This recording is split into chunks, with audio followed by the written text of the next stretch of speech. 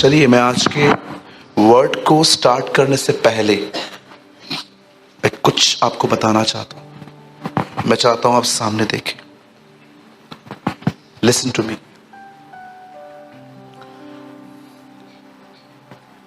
Bible की सबसे बड़ी किताब भजन संहिता है।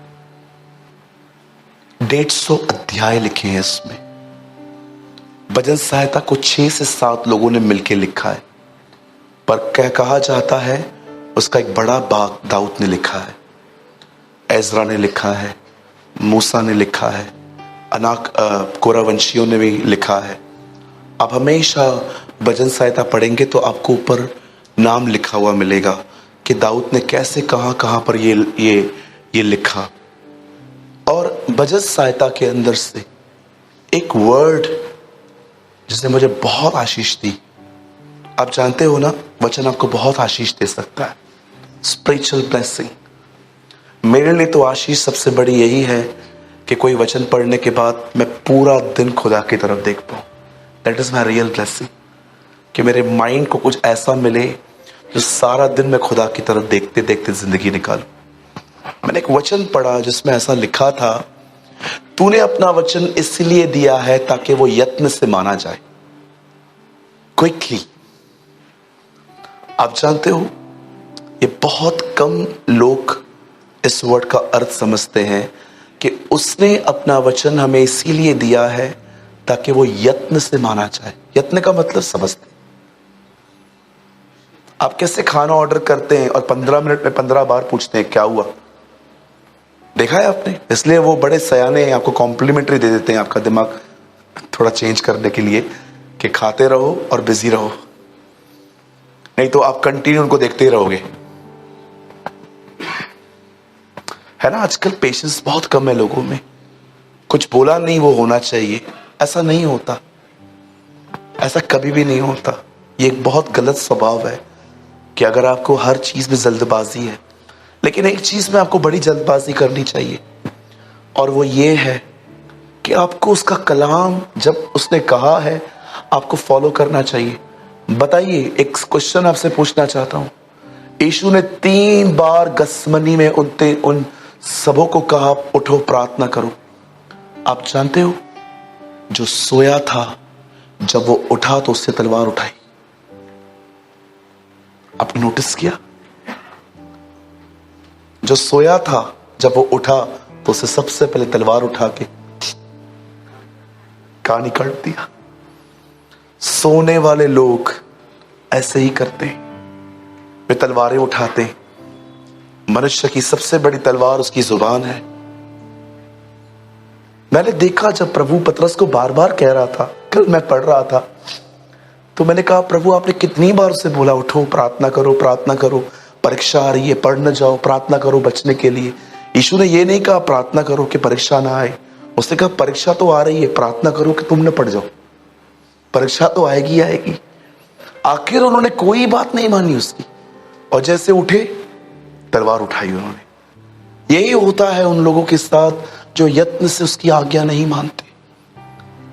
उन्हें लगता है कि रविवार एक चर्च है। मैं हमेशा कहता हूं, don't just read your Bible, पर pick your Bible to understand the life of Jesus. सिर्फ इस किताब को मत उठाओ, इस किताब को यीशु की जिंदगी को समझने के लिए उठाओ। सिर्फ चर्च आने से किसी का जीवन नहीं बदलता।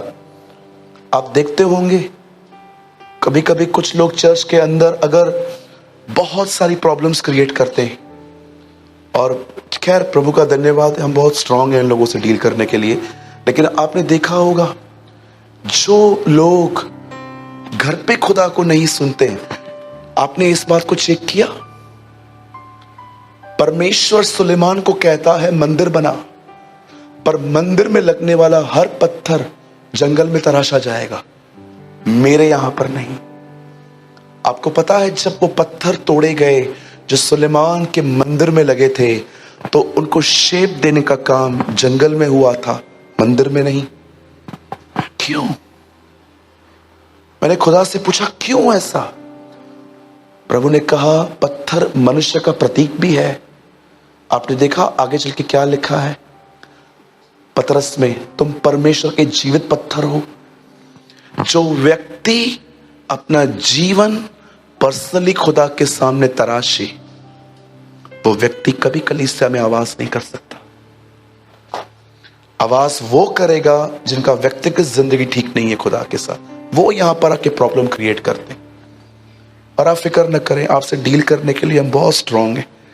डोंट वरी, खुदा ने बहुत अच्छी बुद्धि दी है हमें और हमेशा देगा। आमीन।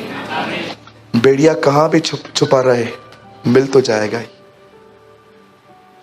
मुझे आज से बहुत साल पहले मेरे एक सीनियर पास्टर ने कहा था, हमेशा प्रार्थना कर कि प्रभु तुझे बेड़िया दिखाए, क्योंकि अगर तूने बेड़िए को रहने दिया, या तो वो बेड़ों को मारता जाएगा, या वो बेड़ियों को बेड़ियों की तरह बनाता जाएगा। इसीलिए मैं आपको कहना चाहता हूं, कभी भी जो वचन आप सुनते हो यहां पर, आप देखिए अभी गुरुवार को भी बहुत अच्छे अच्छे लोग हमारे बीच में बैठे हैं, अच्छे अच्छे भाई लोग प्रीच कर रहे हैं। पीटर भाई प्रीच करते हैं, भाई दिनेश प्रीच करते हैं, अपन भाई प्रणीत का वर्ड सुन रहे हैं इन दिनों में, और अमेजिंग भाई चेतन की टेस्टिमनी आई है उस दिन। कल कितने लोग ब्लेस्ड हुए उनसे। आप जाके कमेंट्स पढ़ के देखो, नीचे जाके क्या क्या लोग लिख रहे हैं उनको, बाप रे आप ऐसे थे, खुदा ने आपको कितना निकाला, ब्लेस किया। मैं आपको इनकरेज करता हूं, आप आज घर जाएं, भैया की टेस्टिमनी सुनो, आपको पता चलेगा कि कितना खुदा ने उनको बदला है। मैं तो प्रभु को धन्यवाद देता हूं कि बदल गए वो भाई। अगर वो ऐसे ही होते और इधर आके बैठते तो 3-4 बॉटल तो उधर से मेरे ऊपर फेंकते, इधर आ रहे, इधर आ, इधर आ, इधर आ, क्या बोला तू, क्या बोला। लेकिन आपने देखा कितना परमेश्वर ने इनको चेंज किया है। और मैंने तो डिसाइड किया है, अब आने वाले हर हफ्ते में हम चर्च के लोगों की टेस्टिमनी वहां डालेंगे ताकि लोग ब्लेस्ड हों। उसने अपना वचन इसलिए दिया ताकि उसे यत्न से माना जाए। आपने देखा जब आपने इस बात को देखा, जब स्वर्गदूत लूत से मिलने आते हैं और कहते हैं लूत यहां से बाहर आ, ये नगर नाश होने वाला है, यहां पर अननेचुरल सेक्स हो रहा है। एक पता चलता है पति और पत्नी कुछ कर रहे हैं तो ये उनका एक पवित्र प्यार है, लेकिन देख यहां पर क्या हो रहा है, यहां गंदे गुनाह हो रहे हैं, ये नगर खत्म करना है यहोवा को। और आपको पता है क्या लिखा है, लूत विलंब करता रहा। हाँ आ रहा हूं, बस गुरु आ रहा हूं। आखिर जानते हो स्वर्गदूत को क्या करना पड़ा, उसका हाथ पकड़ के उसे निकालना पड़ा, तो भी वो उसके परिवार को नहीं बचा पाया। पूरे एक खत्म हो गई। और यीशु ने उसी औरत के लिए कहा नए नियम में, लूत की पत्नी को याद रखो। Delay, you know the spirit of delay, ये गंदी आत्मा है जो इन दिनों में मसीहों के माइंड को प्रभाव दे रही है। बस अच्छे वचन सुन, तालियां बजा, नोट्स बना, पर घर के अंदर कितने लोग हैं जो समर्पण करते हैं कि प्रभु जो मैंने आज सुना है उस पर चलने दे, प्रभु मेरी सहायता कर। आई नीड ग्रेस जीसस, मुझे अनुग्रह चाहिए प्रभु, नहीं तो मैं नहीं चल पाऊंगा। और आपसे एक और विनती है, अगर आप यहां पर सोने के लिए आते हैं तो कृपया चर्च ना आए, घर पे सोएं। बेटर, वहां पर अच्छी नींद मिलेगी। उल्टा पलंग पे सोना, यहां पर आके क्यों सोता है भाई? बोलो अपने बाजू वाले को, हम यहां सोने नहीं आए। हाँ, अगर आपको सोना है तो मैं आपको ताना नहीं मार रहा हूं, आपको घर पे अच्छे से सोने को मिलेगा। इधर क्यों आके सोना? हाँ जी, हाँ, किसी को सीट भी मिल जाएगी। करेक्ट। मैं लास्ट संडे की बात बता रहा हूं, एक भाई यहां सोए थे। मैंने सोचा कि मैं उनसे बात करूं कि ब्रदर आप क्या पत्थर तोड़ के आते हो सीधा इधर, शक्कर का जहाज जो है उसको धक्के मार मार के इधर आए हो, मॉल चलाते हो, रेलवे खरीदी है आपने, क्या किया है आखिर? भैया जी, मैं कल रात को 4 बजे सोया हूं, 4 बजे में सोया हूं। 4 से भी थोड़ा लेट हो गया था मुझे। 4 बजे के बाद मैं 8:30 बजे उठा हूँ। 8:30 बजे मैंने दुआ करी है, थोड़ा मैंने रिवीजन किया, उसके बाद मैं यहाँ आया हूँ। आज मेरी आवाज़ देखिए कितनी बदली हुई है। और आपको इस उम्र में नींद आती है? और जहां तक मैं जानता हूं, I am not a boring preacher.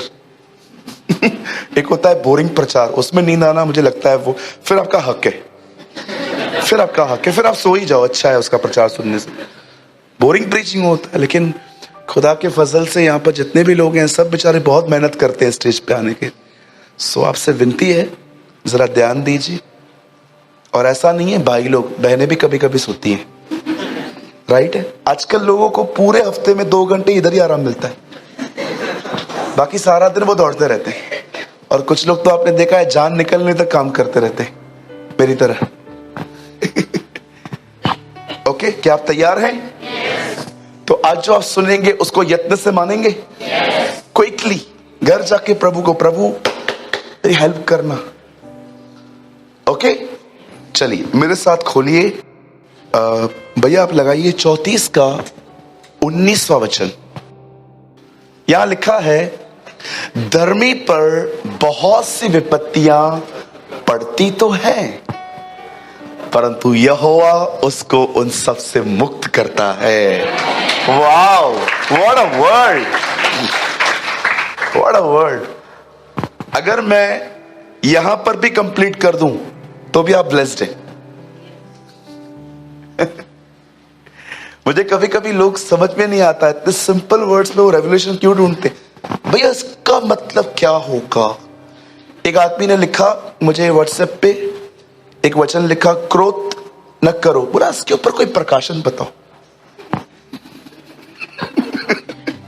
मेरे कहा इस पे क्या प्रकाशन चाहिए? लिखा है गुस्सा मत कर, मत करना भाई। कभी कभी चीजें बहुत साफ लिखी रहती हैं, फिर भी आप उनको खदेड़ते रहते हैं कि देखो उसमें क्या है। किसी भाई ने मुझे लिखा, यहां लिखा है क्रोध न करो। भैया इसके ऊपर कोई रेवलेशन तो बताओ। मैंने कहा प्रभु मुझे कह रहा है तेरा क्रोध निकालने के लिए तुझे क्रोधी से वो मिलवाएगा। लिसन टू मी, यहां पर लिखा है, many are the affections of the righteous but Jehovah deliver him out of them all. धर्मी पर बहुत सी विपत्तियां तो पड़ती हैं, परंतु यहोवा उसको उन सब से मुक्त करता है। बोलिए उन सब से। सुनिए, कुछ लोग कहते हैं कि अगर आप प्रभु में हो तो आप पे कभी तकलीफ नहीं आएगी। मुझे एक सिंगल स्क्रिप्चर दिखा दीजिए पूरे न्यू टेस्टामेंट में जहां पर यह लिखा है। कितने अजीब बात है ना, एक आदमी धर्मी भी है तो भी विपत्तियों का सामना कर रहा है। अरे धर्मी तो हूं मैं, तो फिर क्यों? आप जानते हो आजकल बहुत लोग कहते हैं कि धर्मी पर कभी प्रॉब्लम नहीं आ सकता। मैं आपको चैलेंज करता हूं, मुझे न्यू टेस्टामेंट में से कुछ दिखाइए जहां पर लिखा है कि मसीहों के पीछे कभी प्रॉब्लम्स नहीं आती। मैं एक परिवार के बारे में आपको बताता हूं जिनसे मैं बाहर मिला, वो मेरे सभा में आए थे। मैं आपको बताता हूं, उन्होंने चर्च जाना बंद कर दिया है, लेकिन वो मेरी सभा में आए थे और मैंने उनको जोड़ा किसी के साथ। मैंने उनसे पूछा क्या बात है, आप चर्च क्यों नहीं जाते? उस बहन का कहना है कि जब मैं प्रभु में आई तो मैं प्रेग्नेंट थी, और प्रेग्नेंट होने के बाद कुछ समय के बाद मेरा बच्चा मर गया। चर्च आके ऐसा क्यों हुआ? चर्च से पहले क्यों नहीं हुआ? आपको पता है ये एक गलत गॉस्पेल प्रीच करने का नतीजा है, जहां पर लोगों को सिर्फ ये बताया जाता है कि खुदा तुम्हें सब कुछ देने आया, पर हम कभी उनको ये नहीं बताते कि तकलीफें आती हैं जिंदगी में। कुछ लोग सोचते हैं अगर आप मसीह बन गए तो मतलब आप एक एंजल से बन गए, बस अब आपको कभी कुछ भी फेस करना नहीं पड़ेगा। शायद आप थोड़ा पीछे जाइए, क्योंकि आप में से बहुत लोग आजकल के मॉडर्न प्रीचर से इंस्पायर्ड हैं। लेकिन उस सेंट से नहीं जो 17वीं और 16वीं सदी में प्रचार करते थे। आप जाइए, थोड़ा सर्च कीजिए, खुद स्टडी कीजिए। हो सकता है आप में से, क्योंकि देखिए चर्च तो आप 2 घंटा आते हैं, 6 दिन आप यूट्यूब पे पता नहीं किसको सुनते हैं जो आपके ब्रेन को वॉश करते हैं कि मसीह जीवन जो है वो बड़ा आरामदायक जीवन है। एसी चलाओ, कोल्ड ड्रिंक पियो, मैच देखो, ओ प्रभु तुम्हें एंजॉय करने के लिए देने कर आया। पर मैं आपको बताना चाहता हूं, ये मसीह जीवन का सही चित्र नहीं है। अगर कोई व्यक्ति ये कहता है प्रभु तुम्हें आशीष देने आया, मैं उसके खिलाफ नहीं हूं, पर मैं आपको बताना चाहता हूं वो एक इम्बैलेंस व्यक्ति है। वो आपको जिंदगी का दूसरा सिक्का नहीं दिखा रहा। यीशु ने सिक्के को देखकर सिर्फ ये नहीं कहा ये केसर का है, उसने कहा जो केसर का है वो केसर को दो, पर जो खुदा का है वो खुदा को भी दो। जिंदगी में सिर्फ एक ही पहलू नहीं होता। मैं आज सुबह उठा, मैं एक आयत पढ़ रहा था अपने व्यक्तिगत जिंदगी के लिए। याद रखना, मैं प्रचार करने के लिए बाइबल अलग पढ़ता हूं, पर्सनली अलग पढ़ता हूं। एक टाइम ऐसा आता है जब मैं प्रभु को कहता हूं अब जो मैं पढ़ रहा हूं वो मेरे लिए करना। लेकिन एक टाइम ऐसा आता है जब मैं बाइबल पढ़ता हूं, मैं प्रभु को कहता हूं प्रभु मुझे चर्च के लिए खाना दे। मैंने अपनी दोनों स्टडीज अलग करके रखी है। मैं कभी भी मिक्स नहीं करता। अगर मैं कोई टाइम पे पढ़ूंगा तो मैं रेवलेशन ढूंढूंगा चर्च के लिए, लेकिन कोई टाइम ऐसा आता है जब मैं सिर्फ खुद के लिए बाइबल पढ़ता हूं, किसी और के लिए नहीं। मुझे परमेश्वर ने ये बैलेंस करने के लिए सिखाया है। एक दिन मैं एक वर्ड पढ़ रहा था जिसमें लिखा था तुम्हें इस बात से आनंद नहीं करना चाहिए कि तुमने दुष्ट आत्माओं को निकाल दिया, पर तुम्हें इस बात से आनंद करना चाहिए कि तुम्हारे नाम जिंदगी की किताब में, मेमने की किताब में लिखे। मैं देख रहा था, मैं खुश था कि मेरा नाम वहां लिखा था, पर मैं आपको सच बताऊं मेरे अंदर आनंद नहीं था।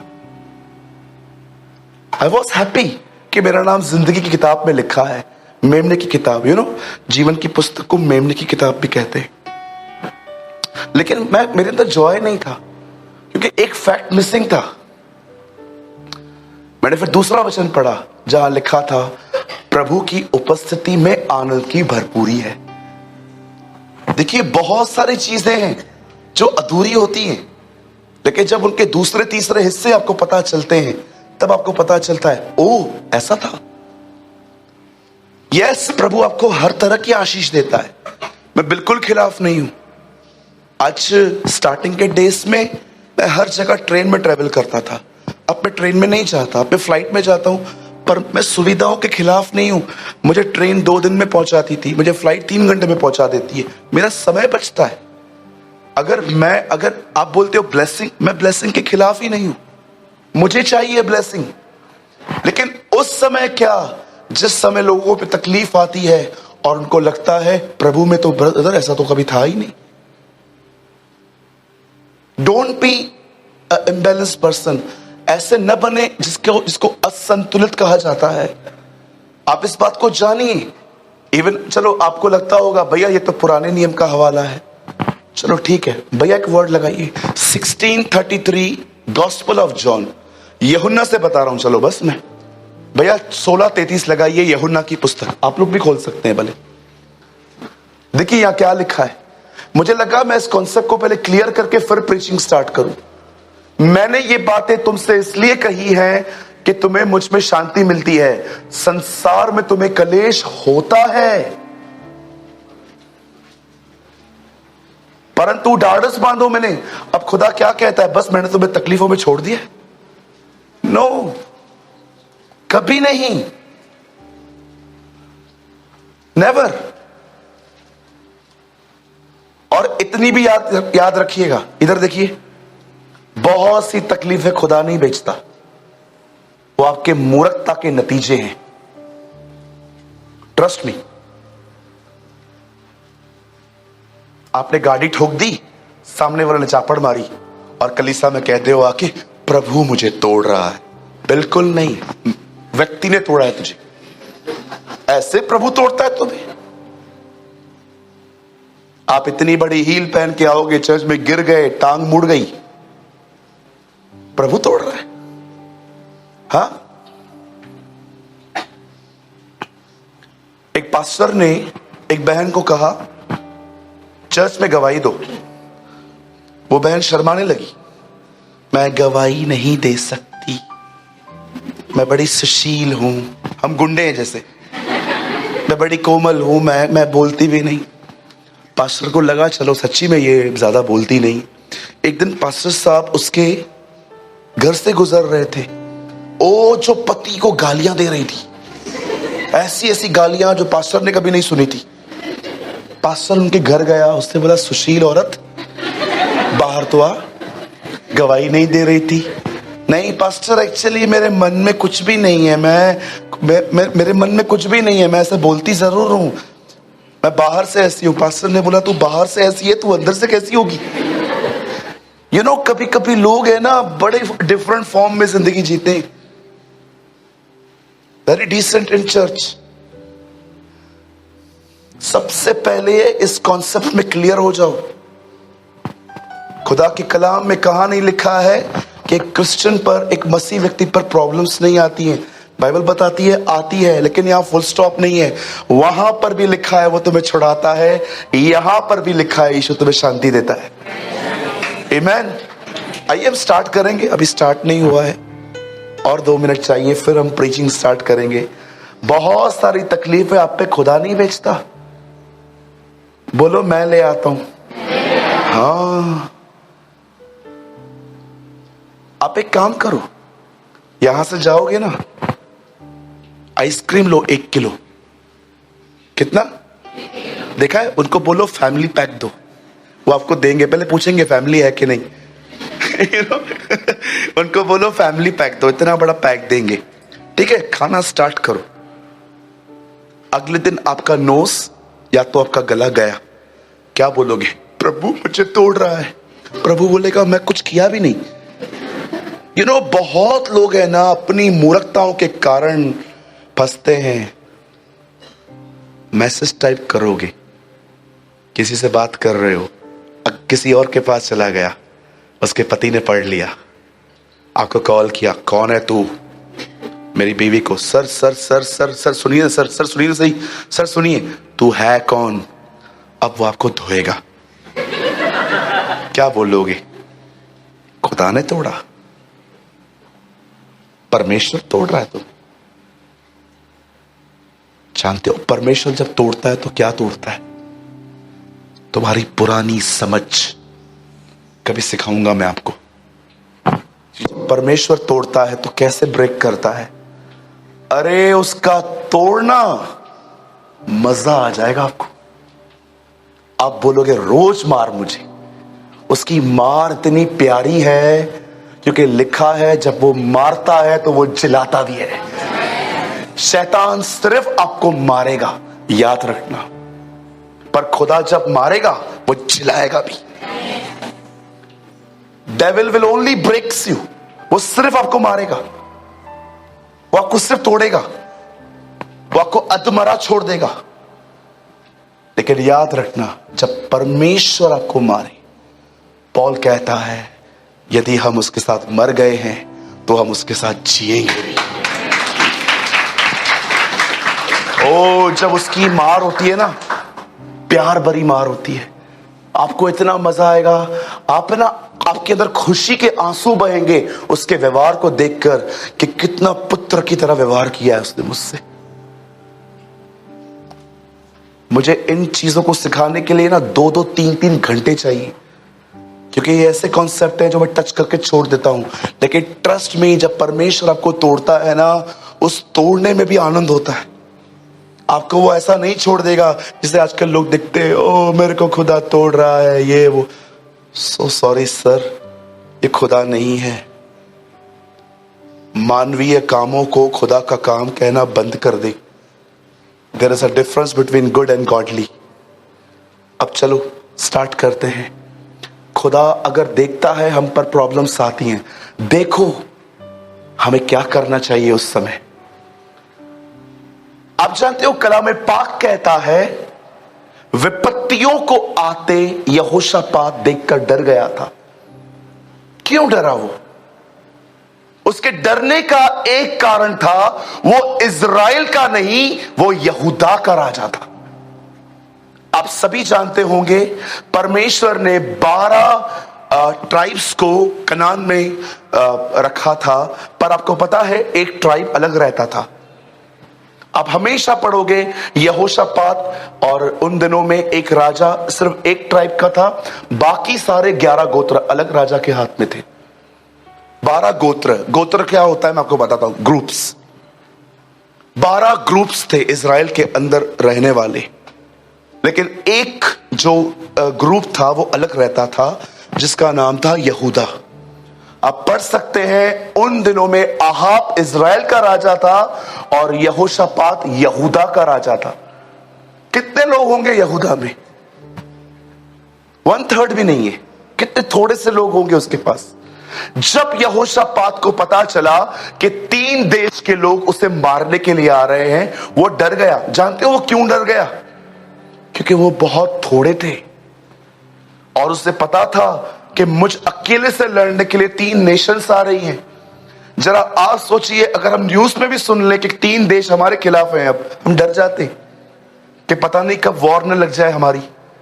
बीच में भी आपने देखा था हमारी थोड़ी सी वॉर चल रही थी चाइना की। प्रभु मेरा गवाह है, मैंने दुआ करी थी, मैं प्रार्थना करता हूं। आपको पता है आपको यरूशलेम के लिए भी प्रार्थना करनी चाहिए। बाइबल बताती है यरूशलेम के लिए प्रार्थना करने वालों का भला होगा। आपको पता है एक यहूदी होने के नाते दानियल जो था वो हर दिन यरूशलेम की तरफ खिड़की खोलकर वो दुआ करता था, क्योंकि वो जानता था एक यहूदी को सदैव, आप हमेशा याद रखना, उनका रिजेक्ट होना आपके उद्धार का कारण ठहरा है। लिखा है ना, उनका त्यागना तुम्हारे स्वीकार करने का कारण ठहरा है, लेकिन जब वो स्वीकार करेंगे ये तो मरे हुओं में से जी उठने के समान होगा। पौल कहता है कि वो मुर्दों में से जी उठेंगे उस दिन।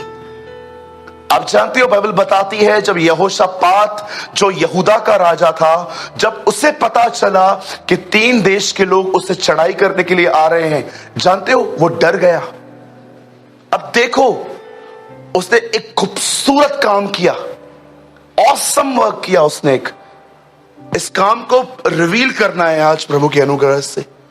You know the Bible says जब वो डर गया तो उसने क्या किया?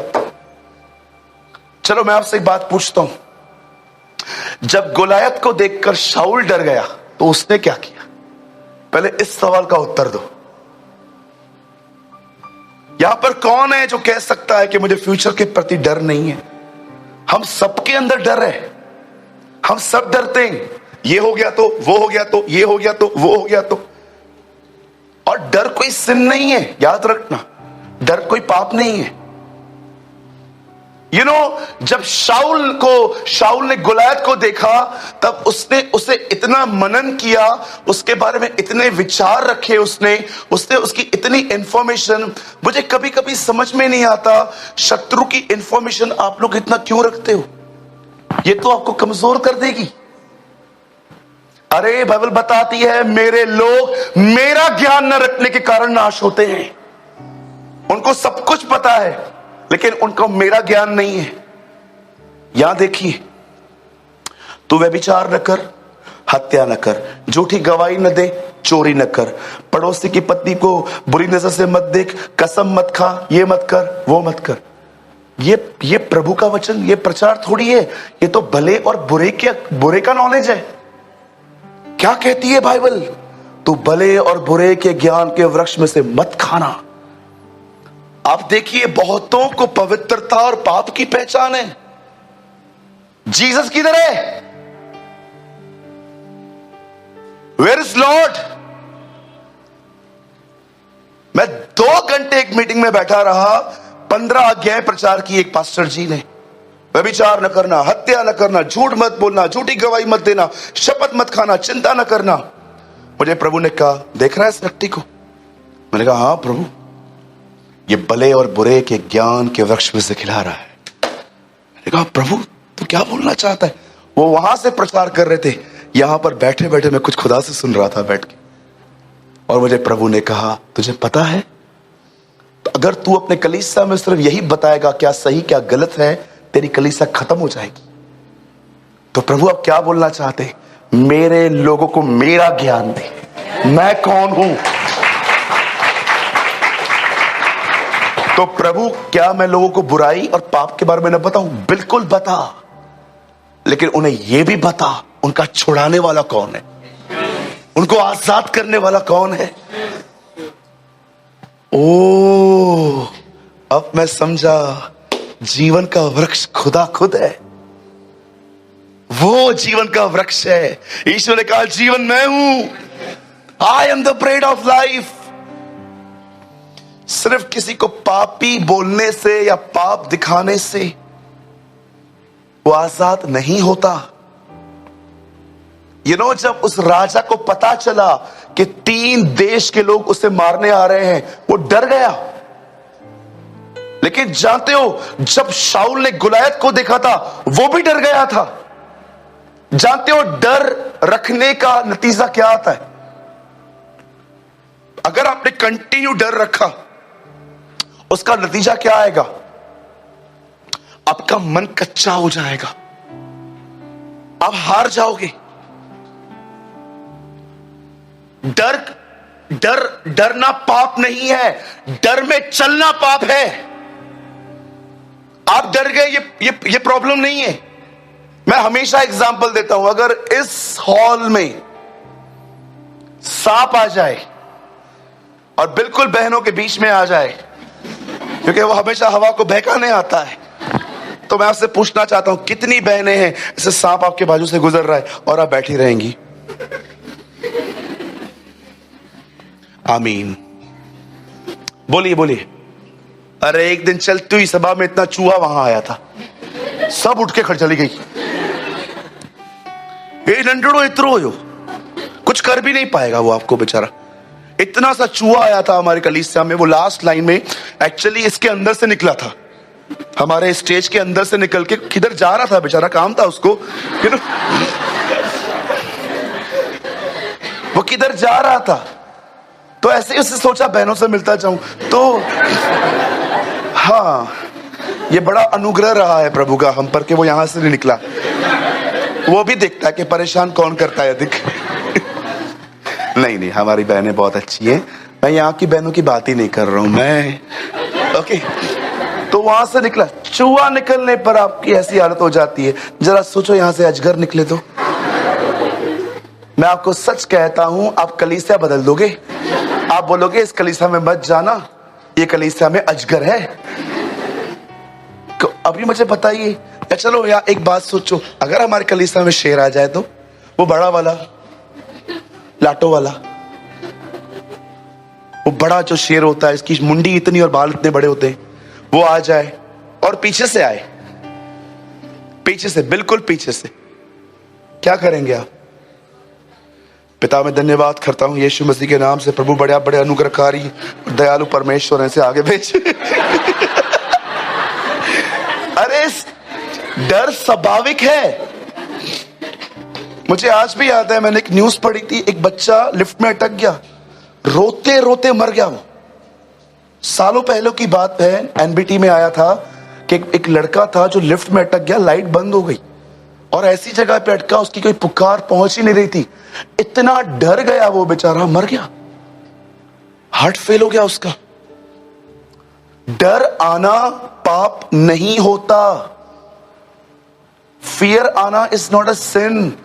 अगर आप उसमें जितना चलोगे ना, वो आपको उतना डैमेज करता जाएगा। इसीलिए आप देखते रहो कि कुछ लोग हैं ना, जब रिश्ते बनाने से भी डरते हैं। मैंने कितने लोगों को देखा है, आप उनसे कभी फ्री नहीं हो सकते, नेवर। आप कभी उनके सामने फ्री हो ही नहीं सकते। आप उनको हेलो बोलने आओगे, वो हेलो ही बोलने वाले, वो आपसे नहीं पूछेंगे हाउ आर यू। जानते हो क्यों? बिकॉज वो इनसिक्योर हैं।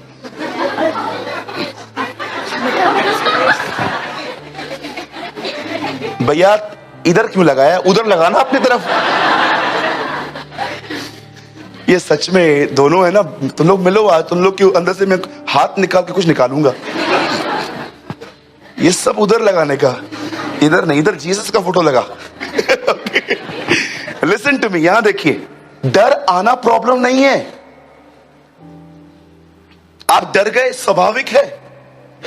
कलाम पाक कहता है डर में चलो मत, शाऊल ने हर दिन, आपको पता है ना, हर दिन वो कैंप से निकलता था ऐसा, ये देखिए ये कैंप है और मैं गोलायत हूं, मैं हूं नहीं, ओके ये देखो मैं निकलता था।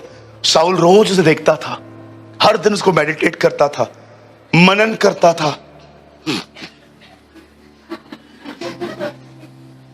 उसे हर दिन मनन करता था, सोच सोच के वो कमजोर व्यक्ति हो गया था। जितना आप डर में चलोगे उतना डर आपको डैमेज कर देगा। लेकिन यहोशापात उनमें से नहीं था। बाइबल बताती है जब यहोशापात डरा वो प्रभु की खोज में लगा। ही सीक द लॉर्ड। किस दिन मैं आपको बताऊंगा जो साथ है उसे कैसे खोजते हैं। और जानते हो जब वो खुदा के पास जाता है वो सबसे पहले प्रोक्लेम करता है आज सब फास्ट करेंगे। बाइबल का इतिहास रहा है योना के समय में जानवरों ने तक उपवास किया था। मुझे नहीं पता आप में से कितने लोग फास्टिंग के सिद्धांत में बहुत ज्यादा बिलीव करते हैं। मैं बहुत करता हूं, मैं बहुत बिलीव करता हूं फास्टिंग में। मेरा शरीर अगर मुझे साथ दे मैं 300 के 365 दिन फास्ट करूं, हर दिन रात को खाऊं एक मील बस। लेकिन मैंने देखा है इन दिनों में लव का जो खाने का जो प्यार है इन दिनों में लोगों के अंदर, पिज्जा बर्गर वड़ा पाव ये सब, इसे कोई बुरा नहीं है खाना, लेकिन अगर यही आपका हिस्सा है तो जंक फूड तो खुद आपको बचाए। लिसन यहां देखिए, उसने पहला काम क्या किया, उसने उपवास करवाया। आपको क्या लगता है परमेश्वर आपको भूखे देख के मजे लेता है? आप भूख में मर रहे हो, तू महान है, अनुग्रहकारी है, जल्दी कर, दयालु प्रभु। आपको क्या लगता है परमेश्वर आपके भूखे लेके के आपको मजे रखता है? आप जानते हो भूख में हालत किन की खराब होती है? जो भूख में खुदा के साथ नहीं बैठते। अगर आप उपवास में हो और आप प्रार्थना नहीं कर रहे हो, आपको आपका स्टमक परेशान कर देगा, आपको सारी डिशेस याद आएंगी और बकायदा इमेजिन होगा कि पिज्जा के ऊपर चीज ज्यादा डाल रही है। मुझे आज भी याद है, मेरे को हर फास्टिंग में पाव भाजी याद आती है। मैंने प्रभु से कहा प्रभु इतनी सारी डिशेस है, पाव भाजी क्यों? प्रभु ने कहा तूने बहुत बार ये बात बताई है, उससे पकड़ ली है तेरी बात, इसलिए वो वही ले आता है तेरे सामने। कई बार आप देखिए फास्टिंग के अंदर आप प्रभु के साथ नहीं बैठते हो। खुदा याद रखना आपके भूखे रहने से वो मजे नहीं लेता। फास्टिंग एक साइन है, I am sincere Lord, I love you more than my food, more than my desires. उपवास एक सिंसियरिटी है। उपवास का भूख से सब कुछ नहीं है। जब आप उपवास रखते हो ना, आप प्रभु को ये दिखाते हो, प्रभु देख खाने जीने के लिए खाना जरूरी है, लेकिन आज वो मैंने त्यागा है तुझे दिखाने के लिए कि खाने से पहले तू जरूरी है। That's is a fasting Lord. ये उपवास होता है। उपवास सिर्फ ये नहीं होता कि आप खाना छोड़ के घूमो फिरो। याद रखना जो लोग फास्टिंग में प्रभु के साथ नहीं बैठते, घूमते फिरते हैं, या आप जॉब वाले हो, सुबह थोड़ा टाइम स्पेंड करके नहीं जाते, आप फास्टिंग नहीं कर रहे हो, यू आर इन डाइटिंग। अगर आप उपवास करते हो और खुदा के साथ नहीं बैठते, ये आपका वेट रिड्यूस करेगा, लेकिन स्पिरिचुअली आपको कोई ब्लेसिंग नहीं मिलेगी। इसीलिए मेक श्योर, मैंने हमेशा उपवास उन दिनों में किए जिन दिनों में मुझे काम से छुट्टी होती थी। मैं हर दिन उपवास करता था जिस दिन मुझे छुट्टी होती थी, क्योंकि मुझे पता है छुट्टी के दिन बाहर निकलना ही नहीं है, सारा दिन घर पे बैठा हूं। खुदा में मन लगना जरूरी है। बोलिए उपवास। ऐसे करो, ऐसे ऐसे बोलो, उपवास। उपवास का मतलब है आज मैं यहां नहीं हूं, आज ऊपर हूं। उपवास, दैट्स कॉल्ड फास्टिंग। पता नहीं कौन पाखंडी था, एक प्रचारक, वो कहता था फास्टिंग की जरूरत ही नहीं है, जीसस ने तुम्हारे लिए सब पूरा कर दिया है। मैंने प्रभु से प्रार्थना की, एक दिन इससे मुझे मिला, एक बार मुझे इससे मिला, कैसे लोग हैं ना आजकल, वर्ड का वर्ड, सिद्धांत का सिद्धांत ही निकाल देते हैं बाइबल में से, क्योंकि उनको ये सब पता नहीं है। कितने सारे टॉपिक्स हैं मैंने टच भी नहीं किए आज तक, क्योंकि मुझे पता है मुझे उसके बारे में कुछ पता ही नहीं है ठीक से, मैं कुछ भी बोलूं। कई लोग आके मुझे पूछते हैं, भैया मैंने ड्रीम देखा, मैंने विजन देखा, मैंने दर्शन देखा, मैंने सपना देखा। मैं उनको बताता हूं, बताइए बताइए क्या देखा। और कुछ तो बड़े अजीब होते हैं, कुछ समझ में आते हैं, हाँ बिब्लिकल हैं, कुछ लोग तो पता नहीं क्या क्या बोलते हैं। मैं हमेशा लोगों को कहता हूं, सर माफ करिए मुझे नहीं पता। मुझे इस बात से कोई दिक्कत नहीं है कि कुछ लोग मुझे स्पिरिचुअल न समझे, चालेल चलता है, बिल्कुल चलता है। एंड यू नो, कभी कभी कुछ लोग ऐसे भी होते हैं, उनका कोई सवाल नहीं है, फिर भी पूछेंगे इसका मतलब तो बताइए। आपको नहीं पता है, पता तो है फिर भी आप बताइए, क्या टाइम पास है। द बाइबल सेज, जब यहोशापात को पता चला कि 3 देश के लोग चढ़ाई करने के लिए आ रहे हैं, वो डर गया। डरने के बाद लिखा है वो प्रभु को ढूंढने लगा। और देखिए प्रभु की खोज कैसे की उसने। मुझे नहीं लगता कि यहोशापात से कोई ज्यादा आपको बाइबल में सिखा सकता है कि परमेश्वर की खोज क्या होती है। मुझे नहीं लगता कि बाइबल में कोई ऐसा चैप्टर है जिसमें यह एक्सप्लेन किया गया है। इवन जीसस ने भी कहा, ढूंढो तो तुम पाओगे, सीख। जानते हो उससे पहले पहले क्या किया? बोलो उपवास। उपवास में रहने के बाद वो सीधा खुदा के पास जाता है और उसको सबसे पहले पास की बातें बताता है।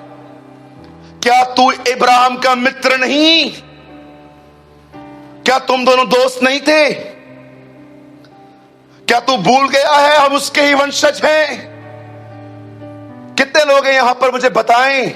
कभी कभी आप दुआ में ये कहते हो, ऐ हमारे पितरों के परमेश्वर। मैं कई बार कहता हूं, the God of Abraham, Isaac and Jacob. सबसे पहले वो उसे बताता है, यहां देखिए सब, यहां देखिए सब, यहां देखिए सब, कोई ध्यान न भटकाए अपना।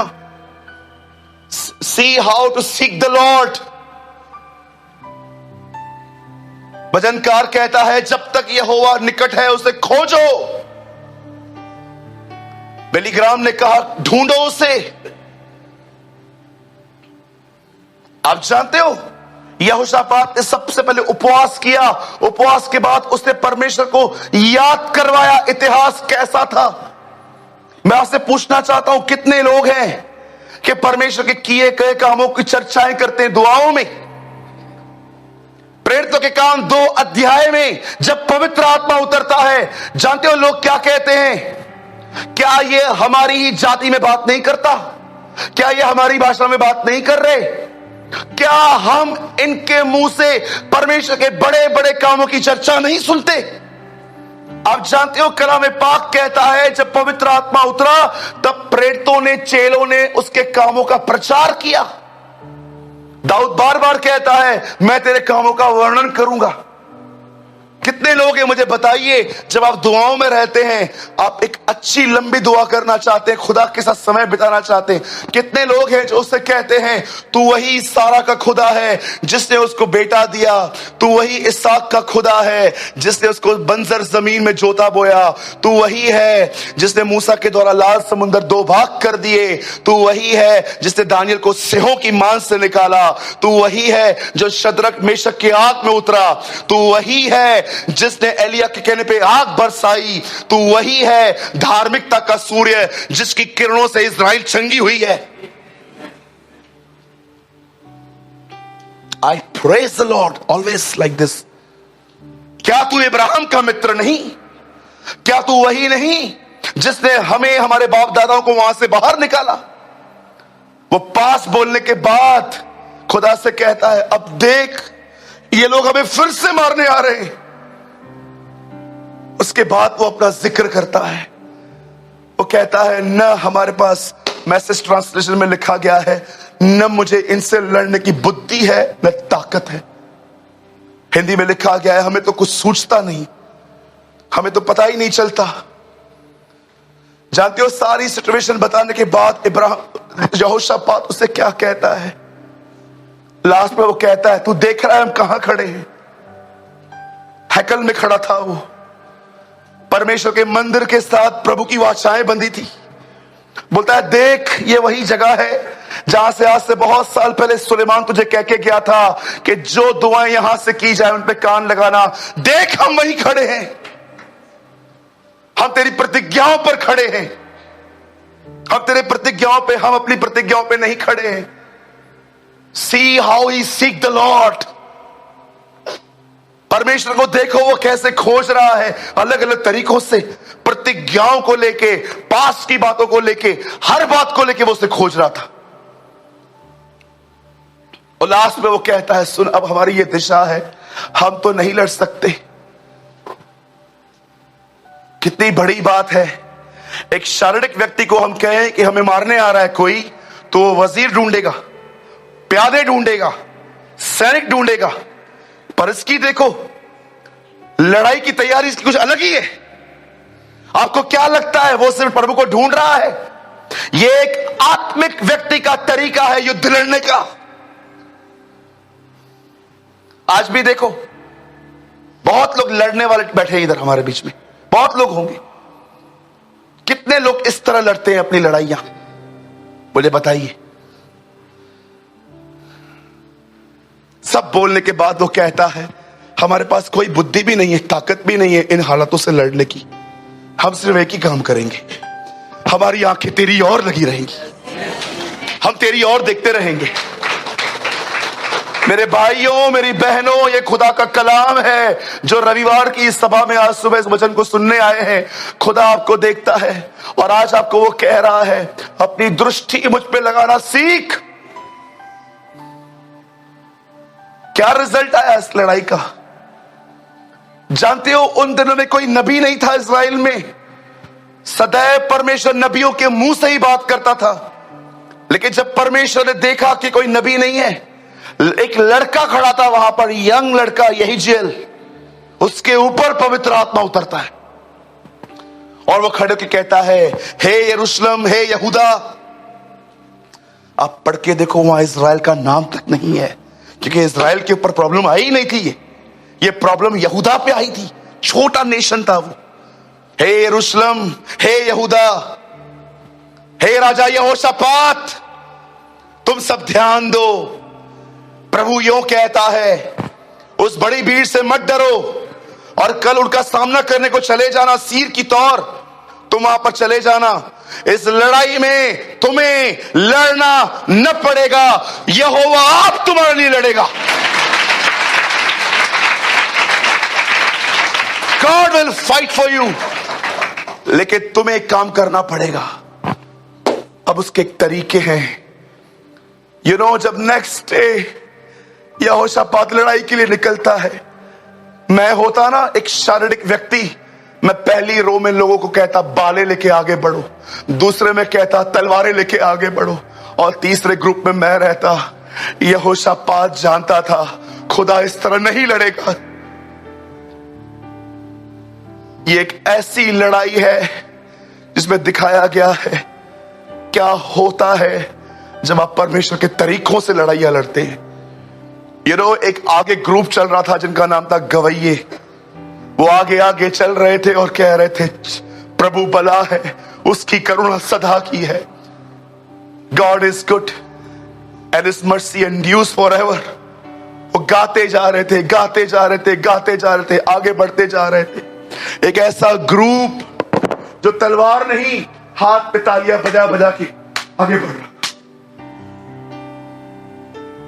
उनके हाथ में कुछ नहीं था, कोई तलवारें नहीं थी। मैं ऐसे इमेजिन कर रहा था उस दिन वो कैसे बड़े होंगे आगे। जानते हो कैसे बढ़ रहे थे? उनके हाथ में से तलवारें नहीं थी, ऐसे उठा के। मुझे ऐसा लग रहा था, यस थैंक यू ब्रदर। वो ऐसे बढ़ रहे थे, यहोवा भला है, उसकी करुणा सदा की है। सिलास और पौलुस भी सिलास और पौलुस भी ऐसे ही गा रहे थे जेल में, प्रभु भला होगा। वो भी अपने इंस्ट्रूमेंट वो इस तरह आगे बढ़ रहे थे। जानते हो स्तुति क्यों की जाती है? जब वो कुछ कह रहे थे, वो अपने खुदा को आगे रख रहे थे। प्रभु इब्राहिम को कहता है, मैं तेरी डाल हूं, डाल, मैं इस तरह तेरी डाल हूं। इससे पहले कि एक पत्थर तुझे लगे, उससे पहले वो मुझे लगेगा। मैं तेरी डाल हूं। जब वो वहां पर लड़ने के लिए गए और अपने दुश्मनों को देखा, एक ऐसी लड़ाई थी ये जिसमें यहूदा अमीर बना। इस लड़ाई में खुदा ने उन्हें अमीर कर दिया। जब वो वहां पर गए, उनके बीच में कुछ मिसअंडरस्टैंडिंग्स हो गई थी। वो भड़क गए थे एक दूसरे के ऊपर और उन्होंने एक दूसरे के गले काट दिए थे। वो लड़ने गए थे, पूरी प्रजा वहां पर मरी पड़ी थी। अब जानते हो ये लोग जो लड़ने वहां ये सब देखे, इन्होंने हर एक के बदन पर जो गोल्ड और सिल्वर था वो उन्होंने निकाल दिया। कलाम में पाक कहता है वो इस युद्ध में अमीर बने। आज मैं आपसे पूछना चाहता हूं, क्यों खुदा इस बंदे की लड़ाई में शामिल हुआ? जानते हो क्यों? क्योंकि उसने शामिल किया। वो इसीलिए शामिल हुआ। वो आपकी लड़ाइयों में शामिल क्यों नहीं होता? क्यों आपके दुश्मन आज भी आपके दुश्मन बने हुए हैं? वो आपके मित्र क्यों नहीं बनते? क्योंकि तुम उसे शामिल नहीं करते। खुदा उनकी तरह नहीं है जो बगैर बुलाए आपके युद्धों में शामिल होंगे। He is a most decent and amazing gentleman. वो जानता है वो विदाउट इनविटेशन कहां नहीं आता। इसीलिए बाइबल का पहला मिरेकल ऐसा रिकॉर्ड हुआ है काना नगर में। वहां लिखा है उसे न्योता मिला था, उसे इनवाइट किया गया था।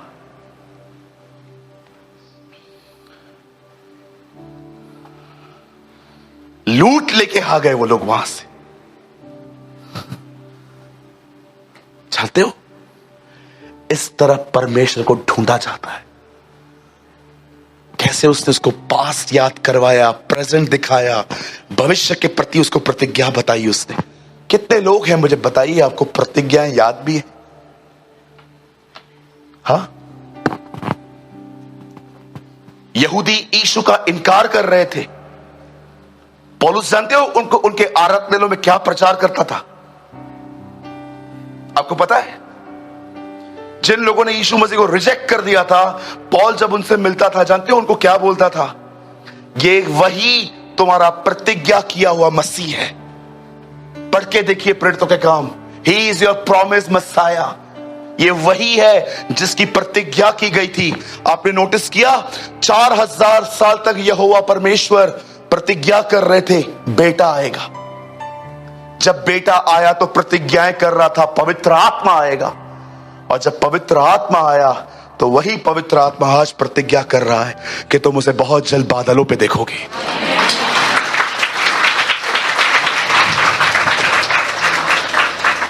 ये प्रतिज्ञा करते हैं, प्रतिज्ञा। पुराने लोगों की एक लास्ट रेवोल्यूशन बोल के मैं खत्म करना चाहता हूं। आपको पता है पहले प्रतिज्ञा आई थी, व्यवस्था नहीं आई।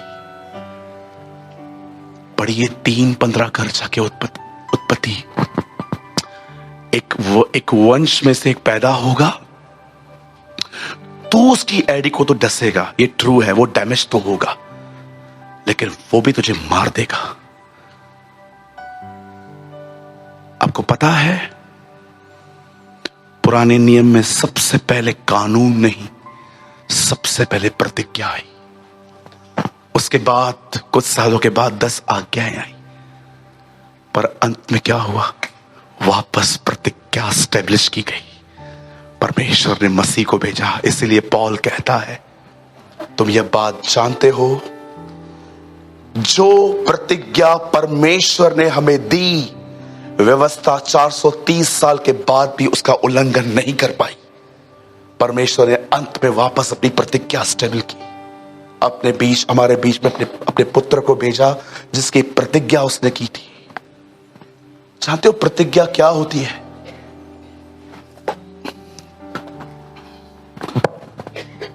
आप बहनों को बच्चा नहीं होता, आप खुदा के सामने जाके कहते हो, तेरे कलाम में लिखा है हन्ना बाँचती, तेरे कलाम में लिखा है कि सारा बाँचती, तेरे कलाम में लिखा है कि रिबेका बाँचती, तूने सबकी कोख खोली, मैं भी तेरी बेटी हूं। इसे कहते हैं प्रतिज्ञा। आपको फाइनेंशियल प्रॉब्लम है, आप खुदा के कलाम को कहते हैं, तेरे कलाम में लिखा है तू मेरी सारी जरूरतों को पूरा करेगा, तेरे कलाम में लिखा है तू मेरी सारी आवश्यकताओं को पूरी करेगा, मेरे लिए पूरी कर।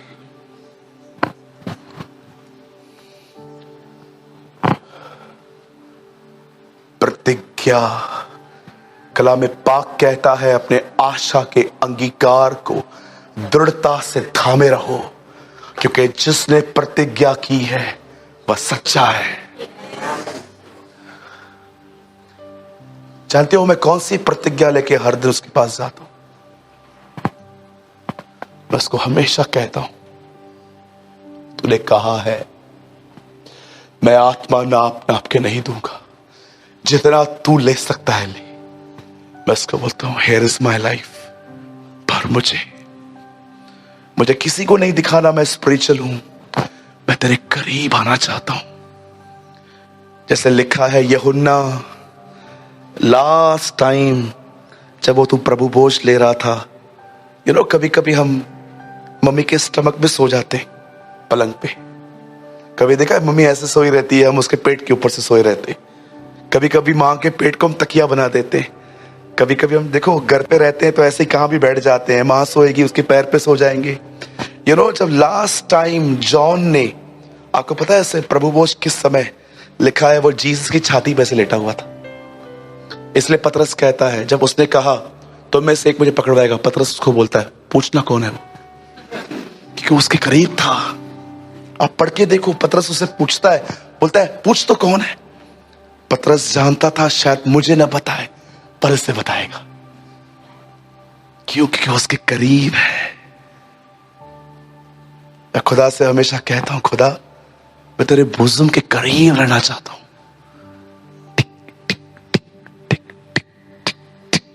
वो धड़कन सुनना चाहता हूं, उद्धारकर्ता की धड़कन। मुझे अपने करीब आने दे। मैं प्रतिज्ञाओं को लेता हूं क्योंकि बाइबल साफ कहती है वह अपने वचन का इनकार नहीं कर सकता। जब आप उसे ये कहोगे ना, ये आपने लिखा है, क्योंकि आपने कहा जमीन टल जाएगी, आसमान टल जाएगा, परंतु मेरे मुंह से निकली गई कोई बात नहीं टलेगी। तो तूने कहा है ना, ये देख तेरे कलाम में लिखा गया है ऐसा, और बाइबल बताती है वह अपना इनकार नहीं कर सकता। वो कहेगा यस ये लिखा है और ये मुझे करना पड़ेगा, ये मुझे करना पड़ेगा। Come on, be mature. तू सब जानता है, ये बोलना बंद करके अब उसकी प्रतिज्ञाओं को प्रोक्लेम करना सीखो।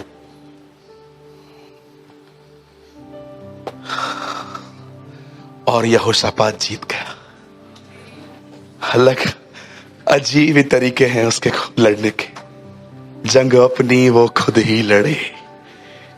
आमीन। कितने लोग विश्वास करते हैं कि आने वाले दिनों में वो हमारे युद्ध को लड़ेगा, वो हमारे हालातों को लड़ेगा। यस,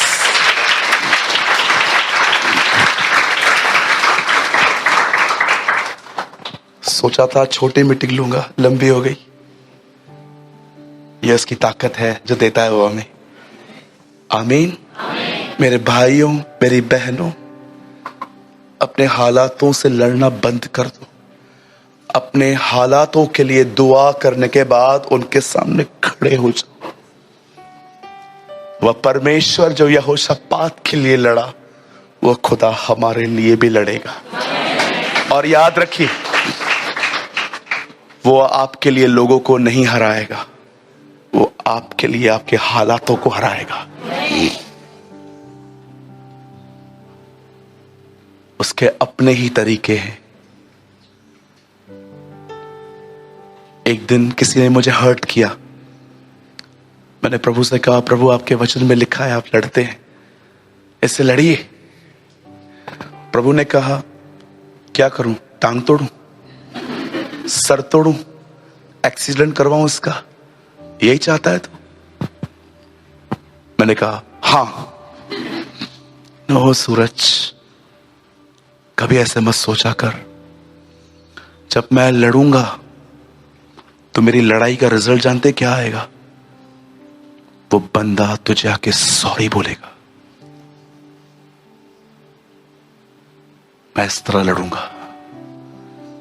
कभी मत समझना कि प्रभु आपके दुश्मनों की टांगे तोड़ेगा, फाइनेंशियल उनको प्रॉब्लम्स देगा, उनको बीमार करेगा। नेवर।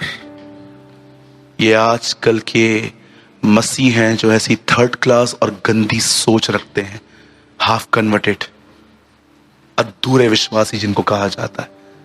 आप ऐसे मत बनना। कोई टाइम था मेरे अंदर किसी के लिए हेट आ गई थी। मैंने प्रभु से ये तक कहा था, प्रभु उनको लेसन सिखाना। कितने खुश लगे पड़े हैं वो लोग मुझे सता के। प्रभु ने कहा, नहीं बेटा, कभी भी नहीं, नेवर। मैं वैसे नहीं लड़ूंगा जैसे तू चाहता है।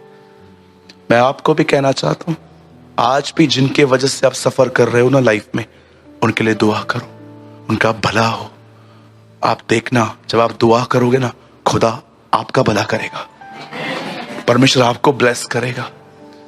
क्यों करता है वो ऐसा? ऐसी दुआएं करने के लिए जानते हो वो क्यों कहता है? एक कारण से, ताकि उसकी जगह क्लियर बनी रहे।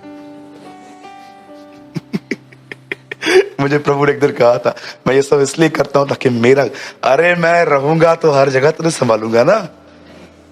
आमीन। बोलो यीशु मसीह की। कितने लोगों ने आज कुछ समझा? भैया कोई पिक्चर है जिसमें हम यहोशापात की विजय देख सकते हैं? अगर है तो लगा लेना। अरे thank you brother, thank you. ये देखिए, ये लड़ने गए हैं, ये सब मरे हुए पड़े हैं। Thank you brother. राइट, ऐसा ही है। ये देखिए, आगे गवैये जा रहे हैं, बजाने वाले, और देखिए ये सब पीछे खड़े हैं लड़ने वाले। ये लड़ने वालों को हमेशा पीछे ही रखना चाहिए।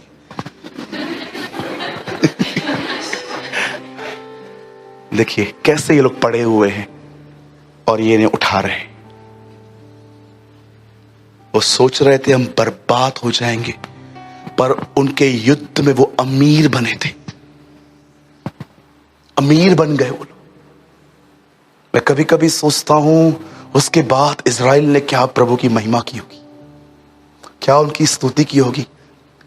इतिहास में पहली बार ऐसा युद्ध हुआ जिसमें हथियार, तलवार और भाला नहीं, परंतु स्तुति था। काश आप इन बातों को समझ पाए। भैया एक लास्ट वर्ड लगाइए और हम क्लोज कर रहे हैं। याकूब 5:13, जल्दी से खोलिए मत, यहां देखिए, मैसेज पूरा हो चुका है, ये एडिशनल है, मैं कुछ और क्लियर कर देता हूं आपको। यदि तुम में से कोई दुखी हो तो प्रार्थना करे, यदि आनंदित हो तो प्रभु की स्तुति और भजन गाए। आमीन।